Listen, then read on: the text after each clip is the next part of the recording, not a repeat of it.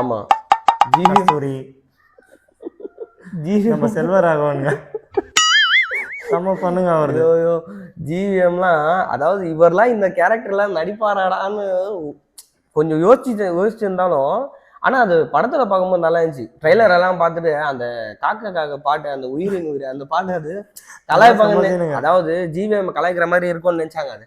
ஆனா அந்த சீனுக்கு ஏத்த, உண்மையில சந்தானம் ஃபர்ஸ்டே சொல்லிட்டாரு அது, அதாவது இந்த சீனுக்கு ஏத்த மாதிரி தான் இது இருக்கும், சும்மா அவர் கலாய்க்கிறதுக்காகலாம் இது வைக்கல அப்படின்னு சொன்னேன். ஆனா அது ஏத்த மாதிரி தான் இருந்துச்சு, கொஞ்சம் நல்லா தான் இருந்துச்சு அது.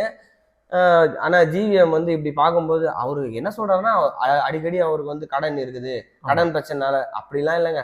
இப்போ வந்து ஒரு படம் நம்ம நடிக்கிறோம்னா, அது அவங்களுக்கு பிடிச்ச கேரக்டர் அவங்க பண்ண போறாங்க. ஒண்ணு ஆக்ஷன் ஃபிலிமா இருக்கலாம், இல்ல வந்து ஒரு காமெடி ஃபிலிமா, அது அவங்களுக்கு இஷ்டம் இருக்கிற மாதிரி அவங்க நடிக்க போறாங்க. அது அவங்களோட இஷ்டம். அதுல நம்ம வந்து நீங்க இந்த கேரக்டர் நடிக்கிறதுனால உங்களோட மவுஸ் கம்மி ஆயிடுச்சா அப்படிலாம் கிடையாது.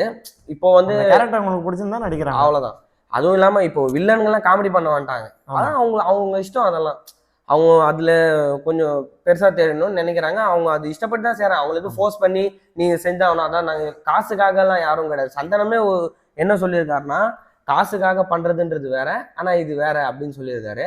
அதனால இது காசுக்காக எல்லாம் கிடையாது, அவங்களுக்கு பிடிச்ச கேரக்டர் பண்றாங்க. இது ஜிவிஎம் வந்து அவருக்கு பிடிச்சனால பண்றாரு, அவ்வளவுதான். மற்றபடி வேற இதுல